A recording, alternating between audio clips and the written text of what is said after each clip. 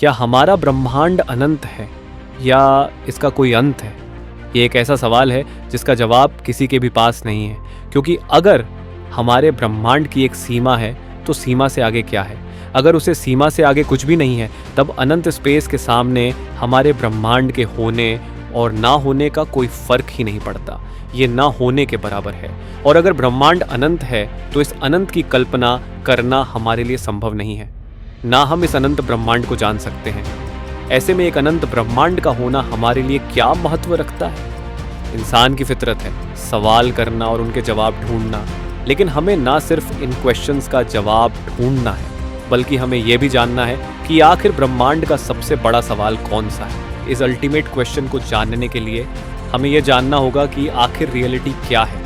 आखिर हम कौन हैं? जहां हम रहते हैं, क्या वही रियलिटी है?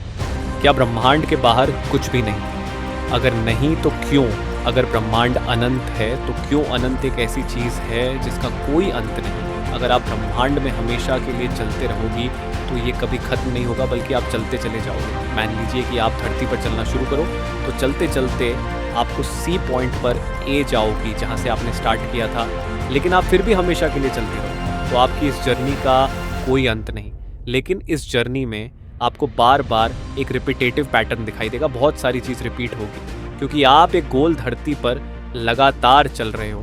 कहीं ब्रह्मांड भी तो इसी तरह अनंत तो नहीं, क्योंकि अब तक हमने जितना यूनिवर्स को ऑब्जर्व किया है, जिसमें हमने पाया है कि हमारा ऑब्जर्वेबल्स यूनिवर्स चौड़ा है, लेकिन इतने बड़े यूनिवर्स में हमें एक बड़े स्केल पर रिपीटेटिव पैटर्न देखने को मिलता है। यूनिवर्स में मौजूद क्लस्टर हमारे दिमाग के न्यूरॉन्स की तरह एक के एक रिपीट होते दिखाई देते हैं।